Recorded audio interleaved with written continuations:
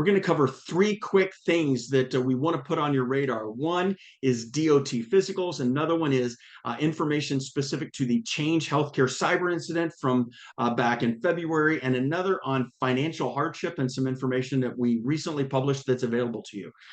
First, NRCME, or the National Registry of Certified Medical Examiners. If you weren't aware, chiropractic physicians are included in the list of providers who can become certified to provide DOT physicals to commercial motor vehicle drivers. If you weren't aware, there's 8 million CMV drivers across the United States. So there is a large population that desperately needs to have a DOT physical performed every 2 years. If you are interested in finding out more information about how this works for your practice or how you can become certified, we actually have a course that's upcoming and we want you to take a look at it. I'll provide some information down below. It'll provide you the education. Additionally, if you need your 10-year re-education, the class that we have coming up in June 2024 is available and will meet the requirements of NRCME for your 10-year recertification. Second issue is this: financial hardships. As a reminder, if you're just providing financial hardships without going through a process or having a specific policy in place, you risk two things. One is having a dual fee schedule or providing gifts and inducements, neither of which is legal in Illinois. So we want to encourage you, take a look at the information I'm going to put down below here. We actually produced an article recently that walks you through the process and what's required and what you need to do, and some policies and procedures you can put in place in your practice in order to help those who desperately need your help and who may not be able to afford it. And this is why we're putting out this information. And also, most importantly, we're also providing a template. So you can download a policy template to be able to implement inside of your practice, tailor it to you with your specific situations and what you want to do. That is also included in that article. Again, we'll link that down below. The last has to do with the Change Healthcare cyber incident.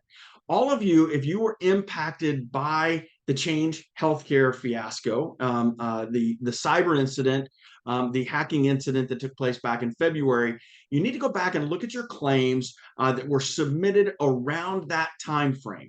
And so it could have been plus or minus a couple of days, plus days really, in that February time frame. Take a look. If you have not received back your ERA 835 or your electronic remittance advice or your remittance advices or EOBs, if you will, if you have not received those and you have not been reimbursed for that care during that time frame, then there are steps that you need to take because some claims were lost in this process. So here's what we have been told, and we've talked to some experts to figure out exactly what steps you need to take. So there are three different case scenarios that you need to consider. One is Medicare. If you have been unpaid and you have unprocessed claims during that time frame, you're going to want to go in and actually directly submit those to NGS. Directly submit those to NGS if they're Medicare claims, not Medicare Advantage, Medicare.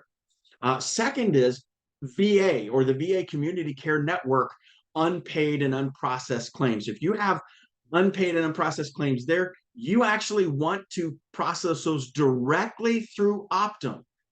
Both of these scenarios, super important not to go back through your clearinghouse. That is where we're seeing some problems.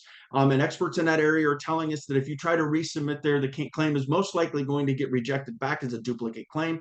And so the way that you go around it for the VA is to go directly to Optum. We've included a link in the article that's linked down below.